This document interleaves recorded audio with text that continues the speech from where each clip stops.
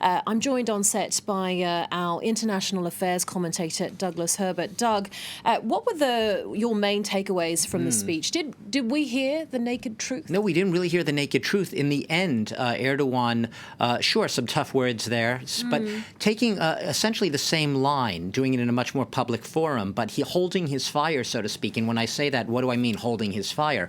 He did not specifically and categorically point the finger at the Saudi crown prince, Mohammed bin Salman, and more importantly, certainly not the king, King Salman, who he said he had spoken to on a couple of occasions, and that he has no reason to doubt his sincerity about his version of the account. Notably, the king had told him that he was unaware of the circumstances surrounding the disappearance of Khashoggi. So what we basically heard was perhaps a souped-up version of a lot of the same strategy we've heard from Erdogan before. In a way, he almost overbilled the event. He oversold it. For a lot of people who might have been expecting something more stringent, more categorical, this fell short of that outright accusation. Obviously, it's a matter for speculation why he didn't go that extra step. What he chose today to do, could it be part of a bargaining strategy?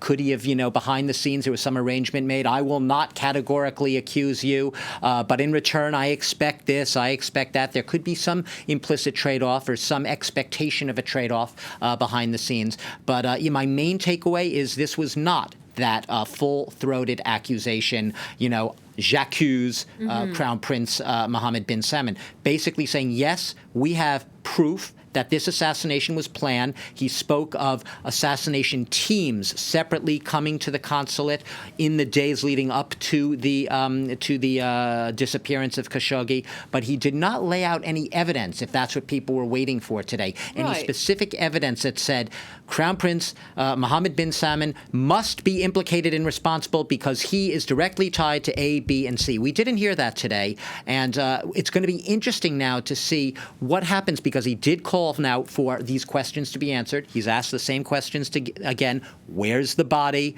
Where did it go? Who ordered this? Were there accomplices, both within Turkey, but also perhaps in countries outside Turkey? Raising a lot of those questions, raising them in a very pointed manner, but still leaving us all hanging and not attributing specific blame. And interesting to see what proof will be offered as well, because, as you said, for now, Erdogan didn't offer any sort of evidence. There was nothing earth-shattering in this. It was nothing groundbreaking. Turkish claims that it was a savagely planned killing, as they said. Now, whether or not he did originally intend to perhaps go further and at the last minute had second thoughts and decided to perhaps moderate his tone or not go that final step, we don't know.